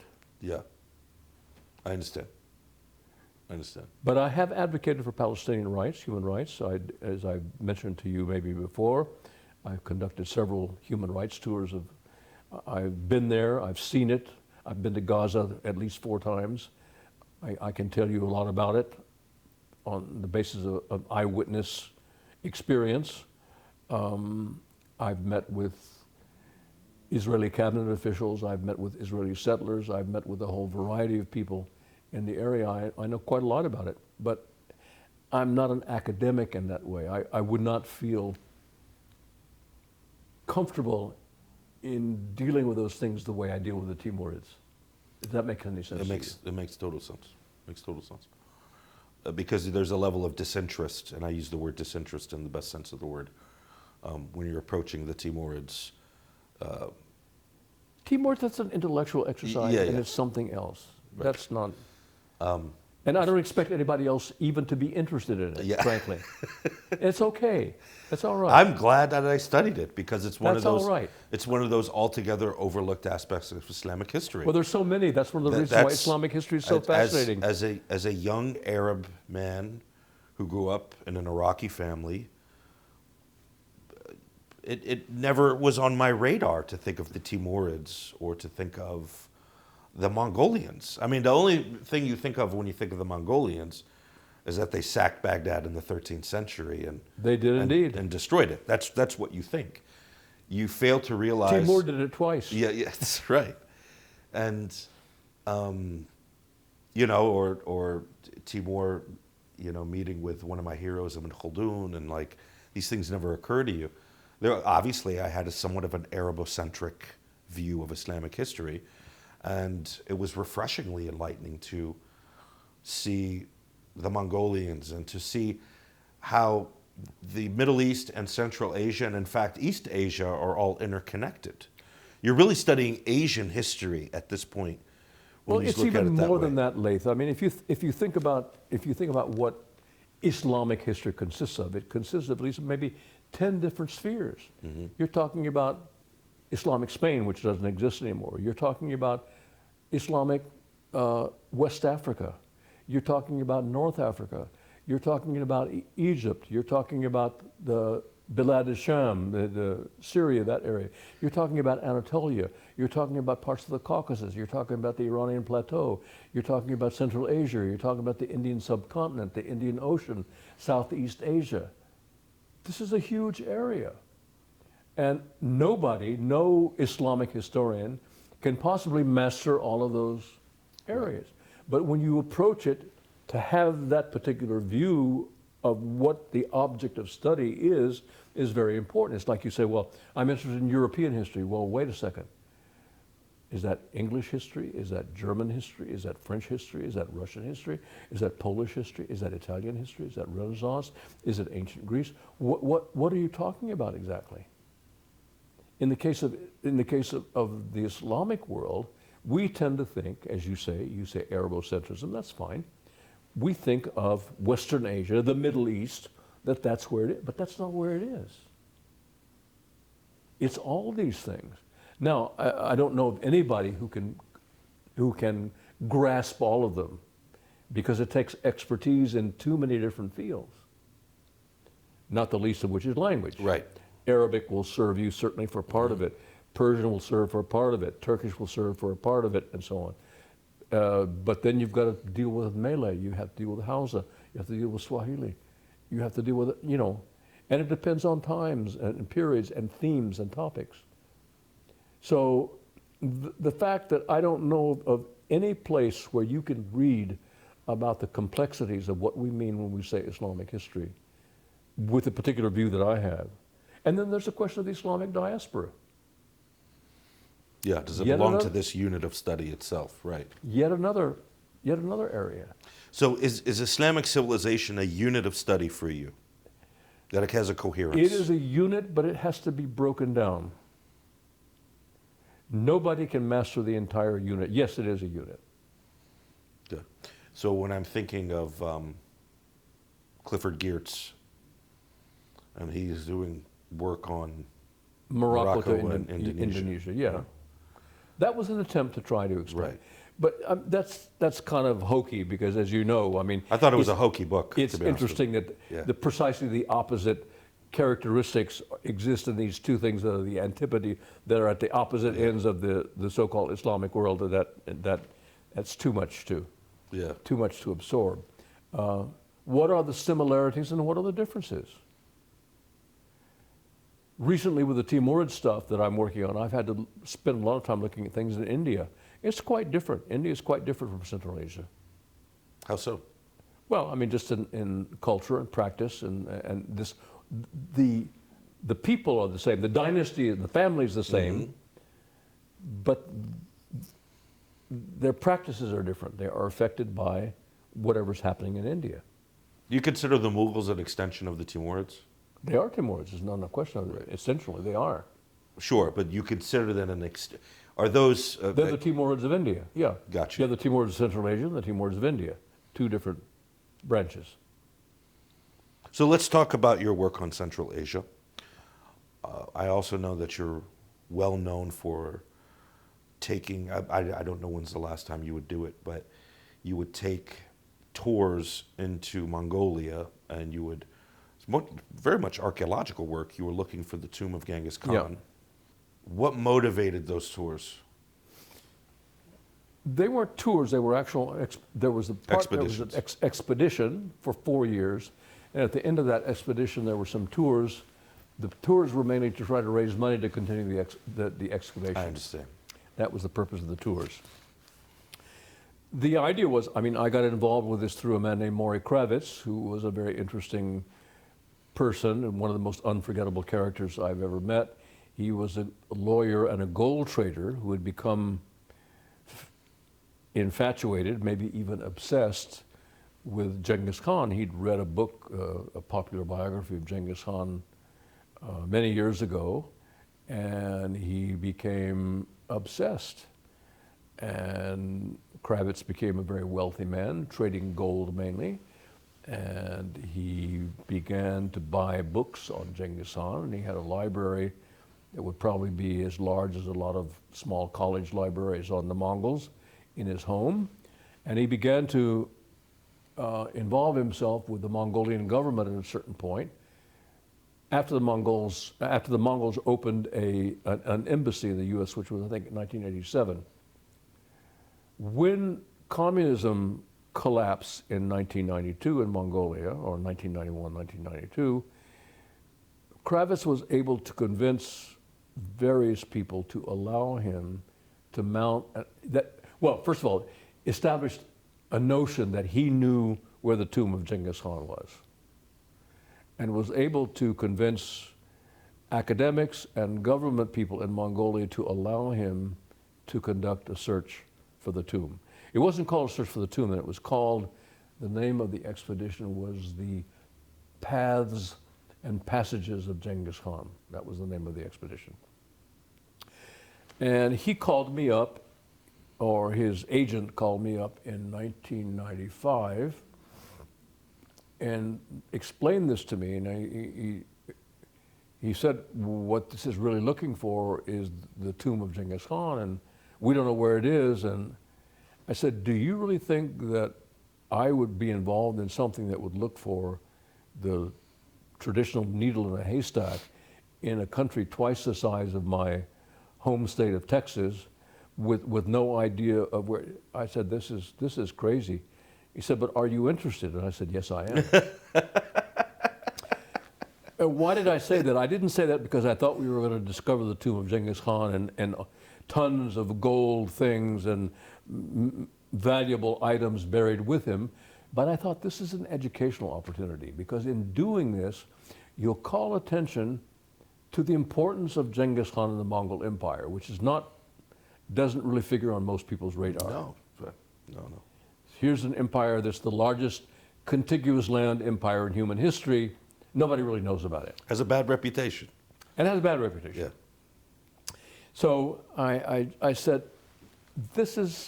it's worth doing it just for the educational purpose. Mm-hmm. And of course, the idea of going to Mongolia, that was also fascinating. Well, in the process of, so I was given the task of raising money. Well, how was I going to raise money for Mongolian studies? Well, the whole thing languished for about 5 years, and I was about ready to bail out when Kravitz himself called me and said, "We're going to Mongolia next summer." I said, "What?" He's raised the money to do this. So he raised $2.2 million for this expedition. In the 90s. Yep. From investors. Now, don't ask me what they thought they were investing in, but Kravitz had given out to people to think that he knew where the tomb was. Well, he didn't. Mm-hmm. But anyway, Quite a character. we started there. We went there. The first 2 summers were basically reconnaissance summers. At the end of the second summer, we were never allowed to meet the investors. They always sat in a darkened room. We sat up on a dais in the front of the room, and they were all in the dark. And Kravitz would say something about, "Well, when we go back next year, we'll do." And one voice came from the back of the room. "We thought you knew where it was." Like, in other words, why do you have to go back the 3rd year? Anyway, the 3rd year we went back and we started to excavate this one site. And we found some stuff. We didn't find Genghis Khan, but we found a lot of stuff. And the things that we found caused the Mongolian government to shut us down. Wow. Because they were afraid we would actually find the tomb of Genghis Khan, and they didn't want us to find it. Why wouldn't that? Because he's the father of the country. He's kind of a, I used to say, a kind of Disturbed. cross between Jesus Christ and George Washington. I mean, Yeah. we were going to disturb his remains, and that would kill his protecting spirit over the land of Mongolia. They didn't want us to fight it. So we managed to convince them that we should be allowed to continue, and we did one last year. We found a few more things, including burials and so on, but not anything like that. So at the end of that time, we ran out of money. How would you have known if you found the tomb of Genghis Khan? Well, you wouldn't necessarily, but you'd assume that someone of that stature. Kravitz believed that his rationale was, or his belief was, that how is it that no item from all of the places that Genghis Khan conquered and sacked has ever appeared in any museum or any collection anywhere in the world? Where are those things? They're all buried with him. So as he would put it, they're acres and acres of gold doubloons. I don't know why he thought they were gold doubloons, but anyway, there's going to be immense wealth buried with this person. We have no idea. We have no idea what it would. In fact, you could even argue he wasn't buried at all. That's one theory. But at any rate, after 4 years, we did not find anything, and the money ran out, and there was no possibility of raising any more, although one of the Mongolians on the expedition and I organized tours to Mongolia to try to raise money from tour participants to try to continue the work. It didn't work. So after 2008, I think, was the last time I was there, we gave it up. So, speak to me. But I'll just say this. It did have the effect of me developing a different perspective on Asian history also, and me coming to a greater understanding of the importance of Buddhism. That part of Asia can be divided into Islamic Asia and Buddhist Asia, and that there has to be more understanding of the relationship between those two. And I knew nothing about the Buddhist side of things at all until this experience in Mongolia. So trying to understand this now as a whole is also something that occupies me as well. Interesting. There have been. So if I think of Asia, for example, I include in it Manchuria. I include Mongolia, I include Inner Mongolia, I include Xinjiang, I include the stands. It's a much broader concept of Central Asia than I had before. Understood. So to that point, pursuing this point, your work on the Timurids, I don't know of any scholars contemporary that would be able to take up your work with the same depth and erudition as Beatrice Manns. We know of Beatrice Manns, who's another Timurid scholar. I'm not as familiar with her work as being as volume heavy, but where do you see the future of Timurid studies, Central Asian studies, particularly as it is bound with Islamic studies? Well, as you know, Timur is the national hero, is the founding father of Uzbekistan right now, which is kind of ironic because, of course, Timur was not an Uzbek, was not related at all to the Uzbeks or had anything to do with them, but he is now the spirit of Uzbekistan. And so there will always continue to be people who are interested in Timur in different ways in Tashkent, in Samarkand, and places like that in Uzbekistan. There's a whole Amir Timur museum now in Tashkent, and statues of Timur everywhere, all over Uzbekistan and so on. So he's a part of the whole national history now of that country. But unfortunately, I don't think he's produced the kind of, I don't think Uzbekistan, I should say, has produced the quality of scholars on Timur that we'd like to see. So most of the scholars working on Timur are foreigners still.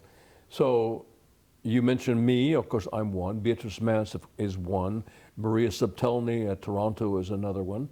Evrim Bimbash, one of my own students at Bonn, is another. Stephen Dale, who's retired now from Ohio State University, is a specialist on Babur, the founder of the Timurids in India. So there are people who are, and there are a lot of younger people who have done different things. In Turkey, there's interest on Timur in Turkey. Not so much in Iran, although there are some people who are interested in it there. India, of course, more on the Indian Timurids. So aside from the people I mentioned, I don't see any great lights on the horizon. How about in terms of Central Asian studies being an integral part of Islamic studies? Do you see Islamic studies being broken down?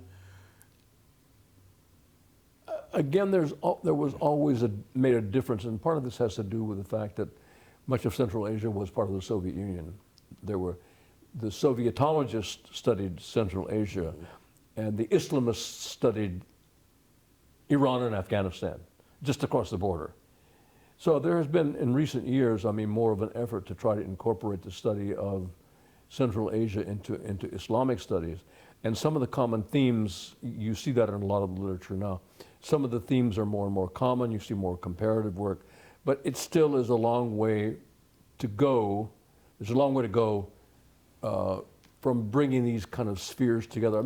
The overlapping spheres are incredible. If you think about, let's say, Turkish language. Turkish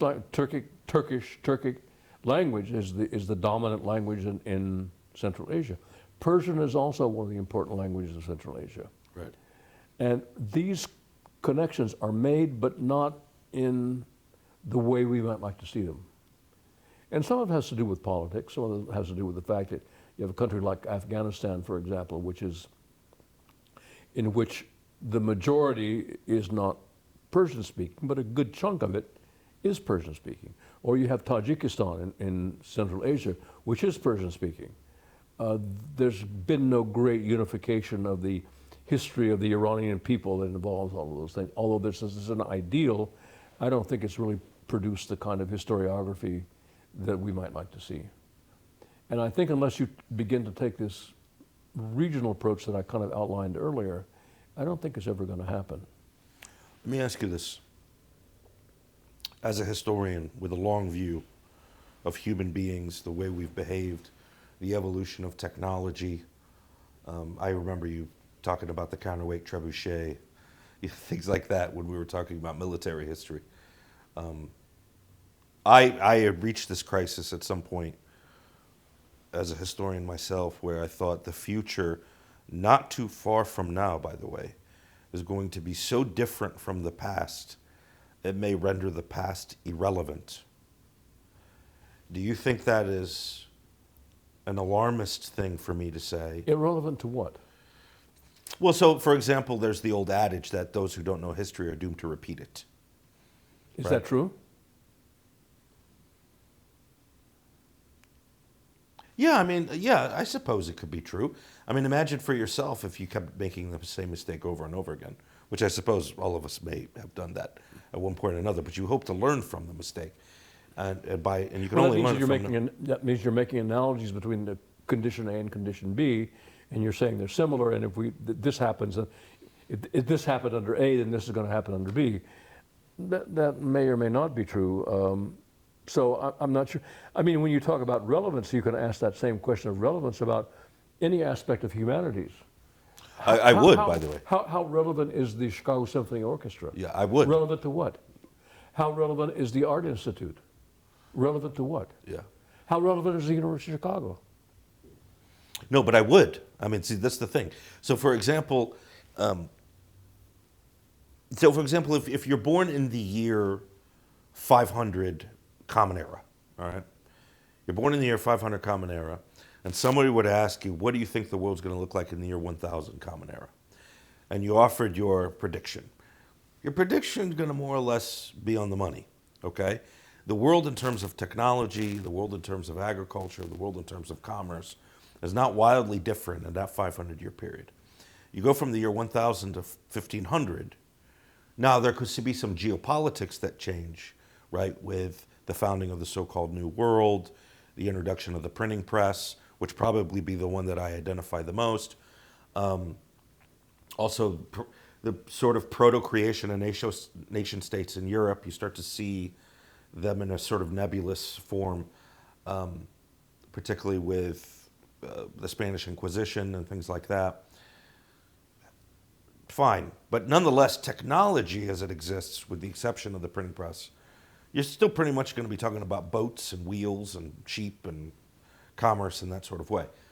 However, if you're born in the year 1500 and you're asked to talk about the year 2000, you don't have a clue. Right. Not a clue. There's no analogy available to you by which you could even potentially, at your most what's the word I'm looking for here? Bombastic prediction. I mean, you could have the most bold, bombastic prediction you could imagine. You're not going to predict nuclear weapons, airplanes, things like that. Us, sitting here in the year 2024, I can't tell you what the world's going to look like in the year 2060. Right? So from that perspective, how much value is there in students studying the 14th century? There's no value in it. From that point of view, what possibly could be the value in it? Okay, what was the value in it for us then? It's fun. Yeah, okay. I got you. It's like the Timurids. They're fun. Yeah. So we do some things Fair enough. because... Fair enough, yeah. Why does an artist paint a painting? Yeah. I mean, why do you do things like that? I mean, to answer your question, of course, space is the big thing that's going to happen. Yeah. And one of the things that I'm most concerned about dying, which is probably going to be pretty soon for me, is that I won't know what happened. God forbid. Khuda na kone. But that's the way it's going to be. I won't know what happened, and I would like to know what happened. Well, you never know. You might. You never know. You might. So some things you do them just because they're fun and you want to do them, and they express something else in your. It's not all a question of relevance. Fair enough. And again, the relevance is going to be relevant to what? Relevant to space travel? Relevant to AI? Relevant to what? AI is going to ruin everything. I'm pretty sure of it. I'm not so sure about that, but Yeah, I know. I don't feel it. Again, I mean, the question is, is when you say ruin is relevant to what? Like, what does that mean when something is ruined, right? You have recently completed your latest work on Timur and the Timurid dynasty. Yes. And what is that about? What is it bringing to our understanding of Timur? Well, the book is called Timur and His Family, and it's based on an analysis, primarily an analysis of a genealogy of the family drawn up by probably a historian who worked for the Timurids. And the genealogy itself is quite interesting in that it shows not only the rulers, but it shows their wives, and it shows their children, including those children who didn't make it even into adulthood. Children that died in infancy are all registered in this genealogy. It shows things like foster parentage.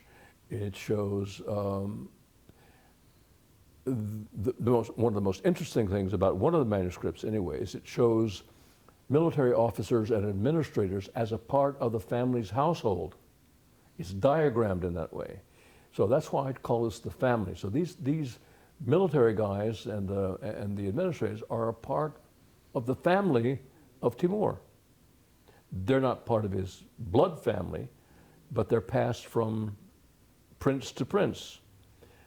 And so a good part of the studies is composed of genealogical tables. I've analyzed all of the tables based on 5 manuscripts. I've analyzed all of those. And then there are 6 chapters that deal with various aspects of Timurid life, such things as marriage, homoeroticism, alcoholism, life cycle of a Timurid prince, causes of death, lengths of reign, succession, things of that, to provide a kind of profile of the family and the dynasty. And then I just finished the last chapter, which deals with the remnants of the family who go to India. Not the main line who become the so-called moguls, but the people who went along with them, who never quite make it. In other words, it's a real family thing. A whole bunch of people go to India when the Timurids are driven out of Central Asia by the Uzbeks. So I've tried to sketch those people out. That's fascinating. So you have a kind of profile now of a dynasty, of a family and a dynasty. We're not just talking about the religion of Islam or theology. We're talking about the civilization in general. I guess I'd like to see, and it happens sometimes, and it's better some places than others. I would like to see, for example, the study of Islamic history playing more a central role in history departments, as in and of itself. Or I'd like to see the study of Islam as a religion have more of a central role in divinity schools, alongside Buddhism and all the other religions that are studied specifically in div school, which I don't see now. I still see that Islam is kind of like a poor cousin. It's there, it's recognized, but it's sort of off to one side. And I know that's the case in many history departments. And that's what I'm most familiar with, and that's certainly what I'm familiar with the department here. Had I not gotten ill at the very end, I wanted to give this illustrated lecture to my colleagues in history about what the study of Islamic history really consists of, which is that same model that I mentioned to you before of Islamic Spain, West Africa, North Africa, and so on, that the inclusion of areas like Islamic history only in the sense that they impinge on Western history. So in other words, what I'm saying is that this department here is mainly European and American history department. And that's true of most history departments. I would like to see Islamic history better integrated into even in the way that Chinese history is. So I think that would be my greatest hope if I were looking about the academic study of Islam. I would see it both in religious studies in divinity schools or religion departments or history departments have it more integrated. And even in things you could say, well, all right, how about comparative literature? Yeah, I'd like to see it there too, where you would study Arabic literature or Persian literature alongside French and German and all the other things that people do to make it a part of the study of literature. And we get back here, again, to the question we'd raised before about discipline versus area. So these are disciplines. The study of literature should be the same, I think, whether you're studying English or Urdu, I would think they'd be the same. Or the study of history, whether you're studying the Mamluks of Egypt or Poland, I would think the approach would be the same. So that's what I think I would like to see most of all. And I don't see that happening the way I would like to. We tried, my late colleague Cornell Fleischer and I tried that in this history department without any success. And now with his death, his passing, they've given his position to somebody in Near Eastern Studies or whatever it's called now, and my position is not going to be filled. So they're essentially dismembering that unit of study that we were talking correct. about. That's correct. Yeah. It's unfortunate because we, the students who benefited from the scholarship of yourself or the late, great Professor Fleischer, we have a much richer education and what that unit of study is. And we're far more well-equipped to have because if you don't know anything about who was it that said to you, if you don't know anything about India, you don't know anything about Islam. If you don't know anything about the Mongolians, there's a whole lot about Islam you don't know either, right? Well, there's certainly significant you don't parts have a very good view of it, that's for sure. Right.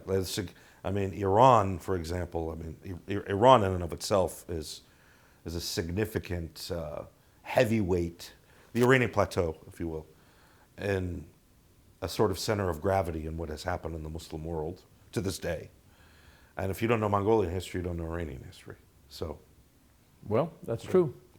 Well, okay, so now I want to take a couple minutes and I want to ask you just sort of more trivial questions about what is the favorite place or the place that has left the greatest impression on you that you've ever traveled to?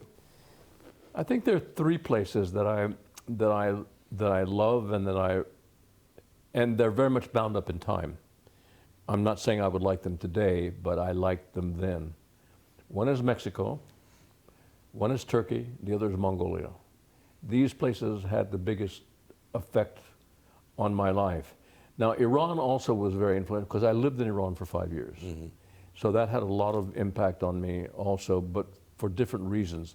The places that I went that I really enjoyed, and you were going to ask about food later on, and at least in two cases, the food is wonderful. In one case, it's not very good, but I'll always think of those three places as places that I really sort of felt like I was blooming almost. Yeah, I recall you returning from Mongolia with some spiritual... It was a beautiful area. Yeah. And Mexico, I mean, I was considering retiring in Turkey at one point. Yeah. That's how much I liked it there. When's the last time you've been to Turkey?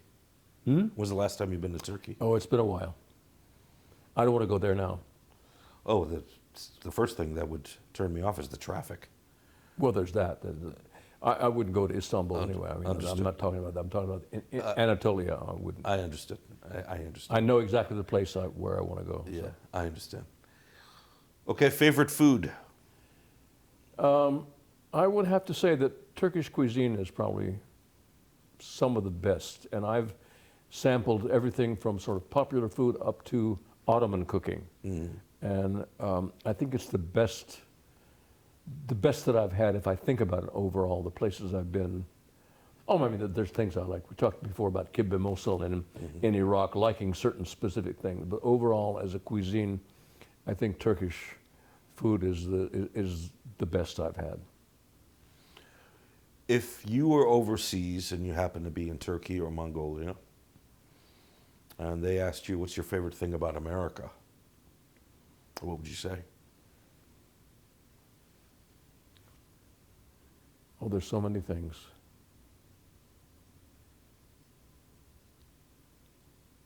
It'll sound corny if I say it. I mean, it's the freedom, actually. Yeah, no, I don't think that's corny at all. That's my favorite thing, too. It's the freedom. Yeah, it's the freedom.